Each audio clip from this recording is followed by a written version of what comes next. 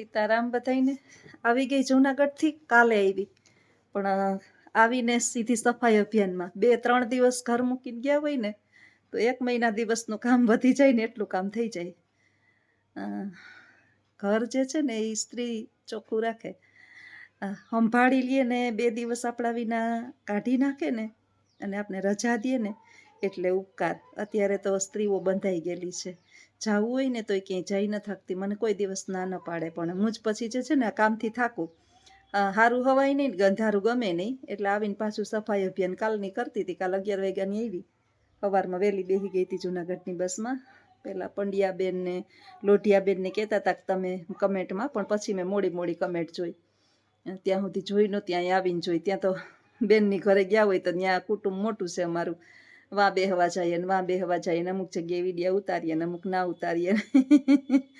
એટલે નહીંતર તો રોકાવે છે ને ક્યારેક એવું કરીશ કે મારા છોકરાને બદલી થઈ જાય ને અહીંયા, પછી મારે વહુ હોય ને તો ચિંતા નહીં, આપણે 10 દિવસ અઠવાડિયું 10 દિવસ રોકાવું હોય ને તો રોકાઈ શક્યા. તો જીવ અહીંયા હોય અને આપણે ગયા હોય, એવું છે બધું. હવે અમારે તો ડખો થઈ ગયો છે બહુ મોટે પાયે. રાજલબેન રિહાણા છે અમારા કે ત્યાં તમે 3-4 દી રોકાવ ને અમારી ઘરે આવો તો 1 દી જ રોકાવ ને, મારે બોલવું નથી ને. રાજલબેન અમારા રિહાણા છે. હવે રાજલબેનનો વારો થોડાક દિવસ પછી કાઢવો જોઈએ. અષાઢી બીજ આવે છે, મોટી બીજ, એટલે વાલીરબાઈમાં ત્યાં દર્શન કરવા એ બધા જાય તો હું ભેગી જાઉં, એટલે આટો દેવા જઈશ. ત્યારે એ નજીક છે એટલે હાઈજે જાય, એટલે સવારે જઈએ ને હાઈજે આવતા રહીએ તોય પોહાય. રાજલને અમારે પછી ન ગમે હું ત્યાં બીજે ક્યાંક રોકાવ નહીં. એક તો અમને વિડીયો ઉતારવાના શોખ. જ્યોત્સનાબા જાય એટલે આખો દી મોબાઈલ આપે, જ્યોત્સનાબા ચોકલેટું લઈને જાય ને મજા પડી જાય, ઈ એમ કરે ને. એટલે જ્યોત્સનાબા રાજલ નહીં બહુ ગમે, શંભુ નહીં બહુ ગમે. જાય એટલે ગમે. આવું છે બાળકોનું તો.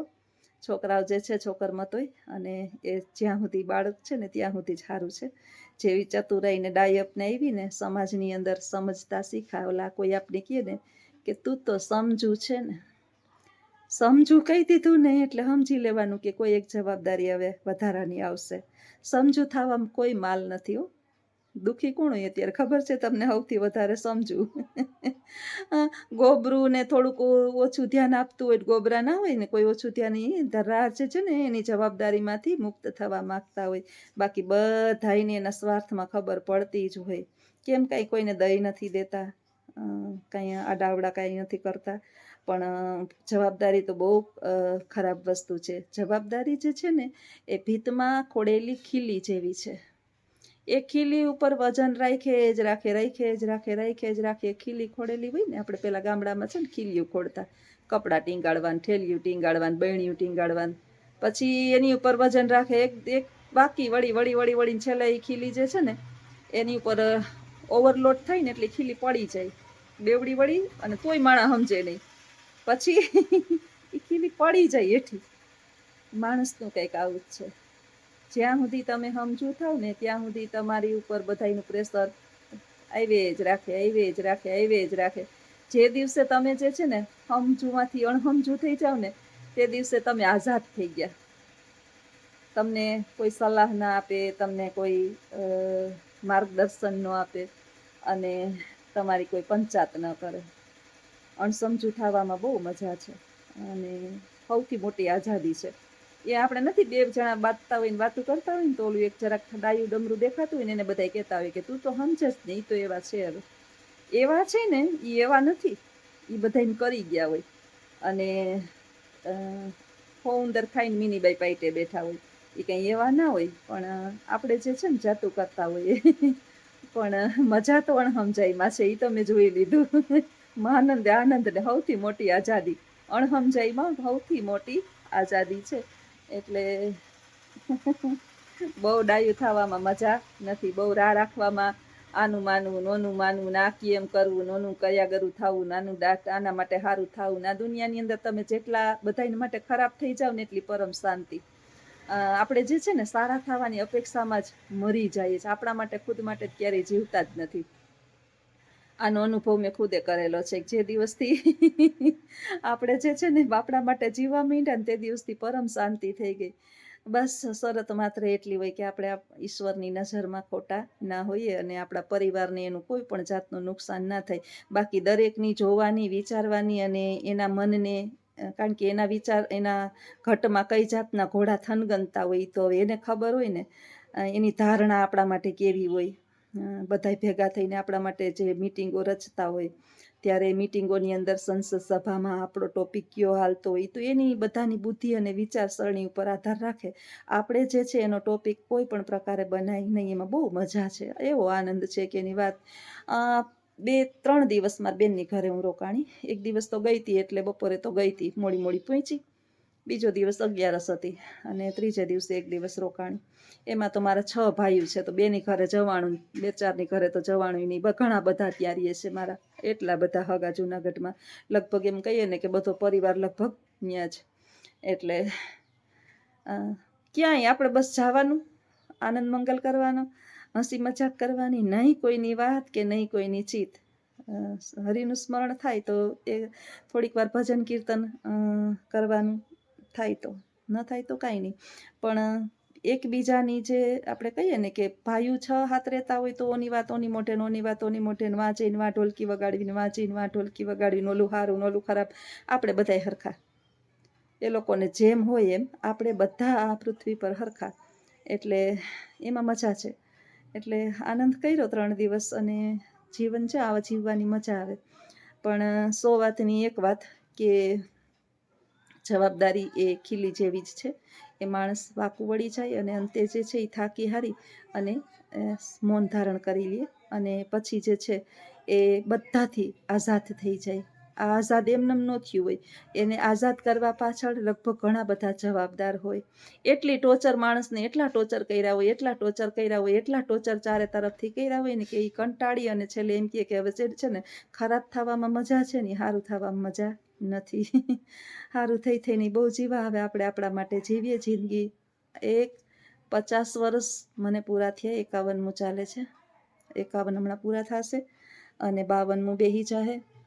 અડધી નીંદરમાં જિંદગી ગઈ આપણી, અડધી બાલ્યાવસ્થામાં ગઈ, અડધી જે છે એ મા બાપનું ટોર્ચરિંગ. આપણે એમ કે આમ નહીં કરવાનું, આમ નહીં કરવાનું, હાહરે એવા હાહરામાં ઈ કી એમ કરવાનું. એમાં આપણી ઉંમરના જે છે એને તો પેલા સાસરાવનું કી એમ જ કરવાનું અને એવી ઈચ્છા રાખીને બેઠા હોય કે કાલ સવારે દીકરા મોટા થાય ને વહુ આવશે. પહેલાના સમયમાં જે છે એ હાહુનું હાલતું, આપણે મોટા થયા ને આપણે હાહુ થયા તો વહુનું હાલવા માંડ્યું. એટલે બધી બાજુથી હવે જો આપણે આપણા માટે ન જીવીએ તો આપણા જેવી મૂર્ખી એ કઈ જાત કહેવાય નહીં. એટલે આપણે આપણા માટે જીવવું પડે.